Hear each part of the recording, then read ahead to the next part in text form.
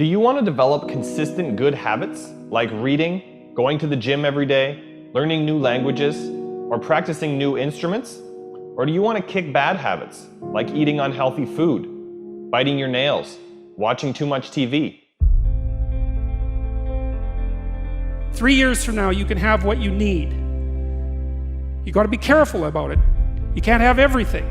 You can have what would be good for you, but you have to figure out what it is, and then you have to aim at it. We know that sometimes you can be uncomfortable, but you can be uncomfortable and hopeful rather than uncomfortable and fearful. People go through their lives without knowing what it is they want to do. You don't have to be where you think you want to be in order to be happy. You just got to be on the way to where you want to be in order to be happy. You're going to get what you're looking for. So if you're looking for success, you're looking for happiness, you're looking for prospects, you're looking for recruits or clients, I'm telling you, the more you're consciously looking for those things, you're going to see them. When you're looking to win, you're looking for victory. Sit on your bed one day and ask yourself, what remarkably stupid things am I doing on a regular basis to absolutely screw up my life?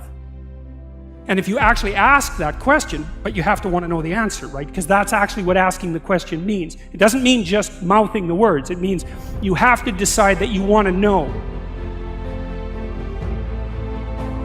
And so be very careful what you set your mind towards, what your outcomes are, because you're going to find them. Your mind's powerful. You're powerful. You're more powerful than you think you are. And if you could just get clear on what you're looking for, get super specific with great clarity, great specificity about what it is you want, it's sitting there for you to find if you look for it. The time is now. The time is now to express and for people to believe in themselves. The time is now for it to be okay to be great. Right there and then, you have an opportunity to steer your thoughts and your emotions in the direction that you want them to go, not in the direction that they're telling you to go. In other words, you can literally choose to seize the day, or you can let the day seize you. If you're fearful all the time, your point of attraction is very far from what you really want. If you're ornery all the time, or a lot of the time, your point of attraction is different from what you want. Your emotions are your indicator of what you're doing vibrationally. You've been listening to us long enough to sort of understand what we mean by that? Don't worry about what needs to be done. Think about who you have to be in order to get it done. Did you ever have a dream that was so big that you thought it was almost impossible to achieve? I've had those dreams. And while not every dream has become a reality, along the way I learned a powerful approach of picturing that has helped me achieve most. Since that day, I've had other dreams, other big dreams. And in each case, I would picture where I wanted to be, and I would visualize what I would be doing and who I would be doing with when I got there. As the saying goes, you can't make a basket if you never take the shot. I knew I would miss the shot sometimes, and the failure would dampen my spirit, but I would be better off for my efforts and I would be okay. People are addicted to all kinds of things, substances, but one of the greatest addictions, or rather the greatest addiction, you never read about it in the papers, because the people who are addicted to it don't know it. It's the addiction to thinking. It's actually addictive. Can't stop thinking. It's like can't stop drinking, can't stop smoking, can't stop eating, can't stop thinking. You have the option of taking it hard or taking it easy, of making the worst of it or making the best of it, of giving it your undivided attention, of giving it very little of your attention. You have more control over your focus than most of you have been exercising. And when you begin caring about how you feel more than everything else put together, so that you exercise your ability to focus upon things that do feel good, you begin to discover that in every particle of the universe there is that which is wanted and lack of it. My visualization has helped me achieve most of my goals. And what I learned along the way is it didn't take twice as much effort. It only took an extra 10%. When we fail, life continues as it is. We can stay in our comfort zone. Success, on the other hand, challenges us. It pushes us and it exposes us to rejection. How are we going to manage this new success? If you're not happy, you're not successful. If you're not enjoying yourself during the process of whatever it is you're trying to achieve, there's a problem. To me, the biggest disease on this planet is unhappiness. And the reason why people are unhappy is because we have a tendency to keep focusing, as I said, on what we don't have, on what's not working in our lives, instead of allowing ourselves to shift our focus and our way of thinking. People always want to be like, follow your dreams, follow your dreams, follow your dreams. My dream was always to be a rap artist, right? But I had to get a job. So I had to focus on my job. And then I made money to follow my dream.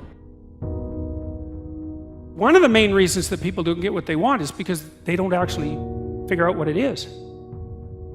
And the probability that you're going to get what would be good for you, let's say, which would even be better than what you want, right? Because, you know, you might be wrong about what you want easily.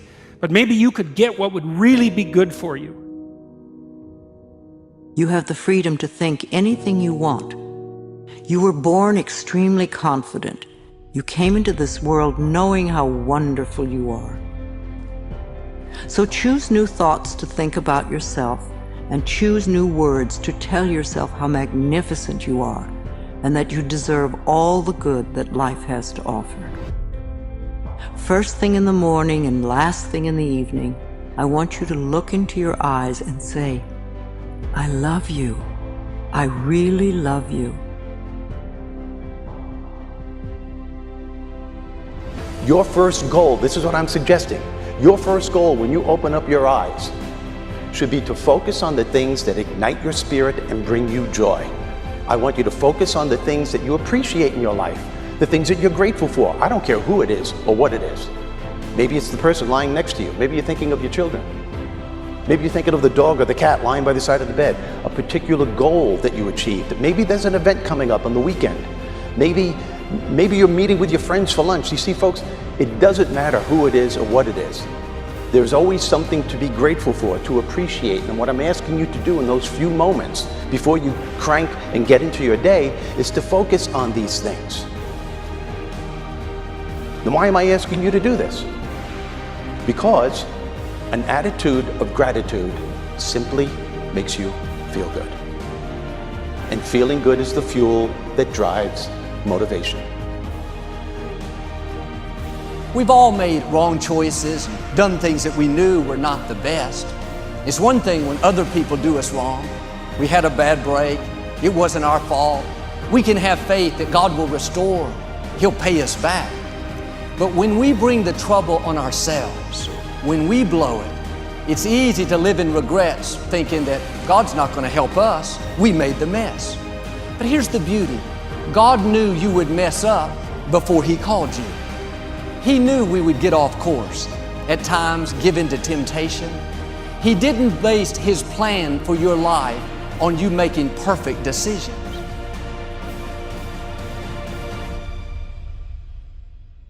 Through success, I represent the possibility of what you can achieve and what you can do with your life and your career.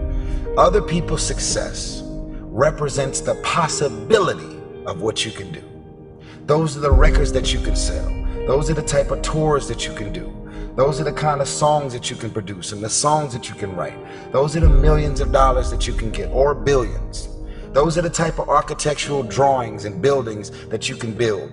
Those are the type of books that you can sell. Everybody else's success represents the possibility of what you could do.